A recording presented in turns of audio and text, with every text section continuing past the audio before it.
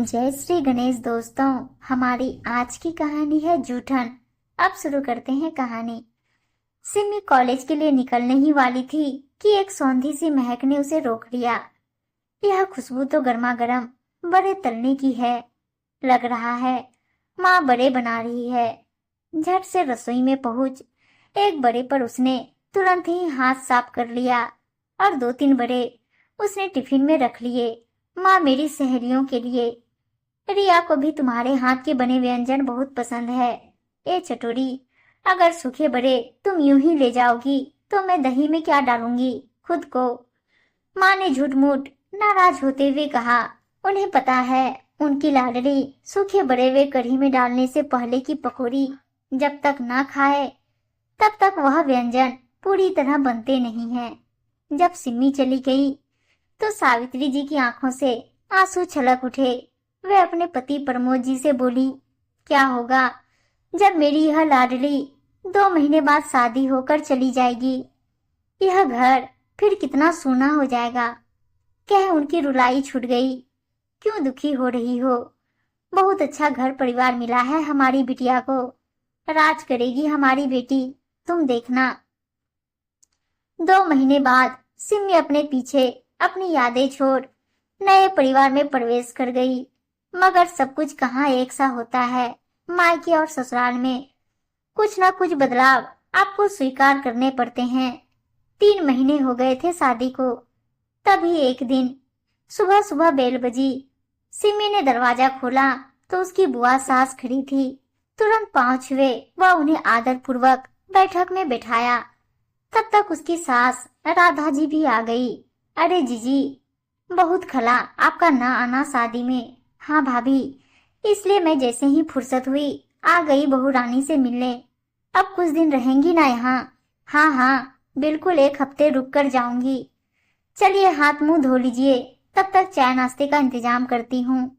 राधा जी ने सिमी से कहा, सुनो बेटा, नाश्ते का इंतजाम कर लो। पोहा व गर्मा गर्म पकौड़े बना लो। सिमी झटपट नाश्ता बनाने में जुट गई।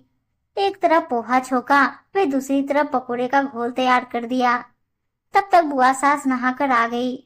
डाइनिंग टेबल पर नाश्ता सजाकर वो गर्मा गर्म पकोड़े निकालने लगी। उसके सास ससुर पति वे बुआ जी चारों गरम गरम नाश्ते का आनंद ले रहे थे। सिमी की नजर गर्मा गर्म पकोड़े पर पड़ी।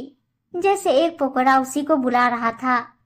उसका हाथ खुद व खुद एक पकोड़े पर पहुंच गया और फिर सीधे मुंह में। मगर यह पकोड़े चीज ही ऐसी है, एक बार स्वाद मुंह में लग जाए तो हाथ रुकता नहीं है। तभी सासू माँ की आवाज आई, सिम्मी जरा पानी तो लाना। मुंह में पकोड़े भरे भरे उसने जी माँ जी बोल दिया। वह मुंह चलाते चलाते ही पानी का जग लिए डाइनिंग टेबल तक पहुंच गई। बुआ सास उसे घूर घूर कर देख रही थी। फिर एकाएक नाश्ता छोड़ उठ खड़ी हुई। फिर गुस्से से बोली, क्यों बहुरिया, तुम्हें जरा भी तमीज नहीं। खाना चौके में खाती हो, अब चौका जूठा हो गया। अब मैं जूठे चौके में बना खाना नहीं खाऊंगी। सिम्मी के तो जैसे पैरों तले जमीन ही खिसक गई। उसे तो यह मालूम ही नहीं था कि चौका जूठा भी हो जाता है। खाना जूठा होता है, जूठी थाली हो जाती है, मगर चौके में खाने से चौका जूठा हो जाता है, यह उसने पहली बार सुना था। वह एक अपराधी की तरह कटघरे में खड़ी थी। उसने एक महापाप कर दिया था, मगर सासू माँ उसका पक्ष लेने के लिए खड़ी हो गई।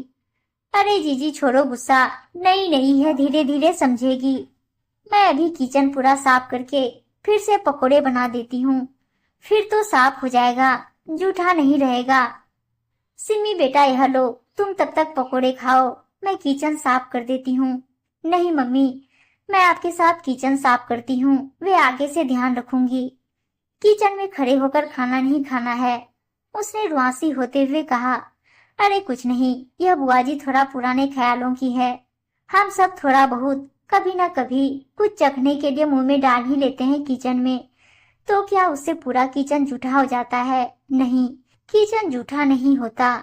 सिम्मी को आज सासू माँ में अपनी माँ का अक्स दिखने लगा। उसे लगा उसकी आगे की जिंदगी बहुत खुशहाल होने वाली है। उम्मीद है दोस्तों कहानी अच्छी लगी होगी, और अच्छी अच्छी कहानियां सुनने के लिए चैनल को सब्सक्राइब और वीडियो को लाइक शेयर जरूर कर दीजिएगा। धन्यवाद दोस्तों।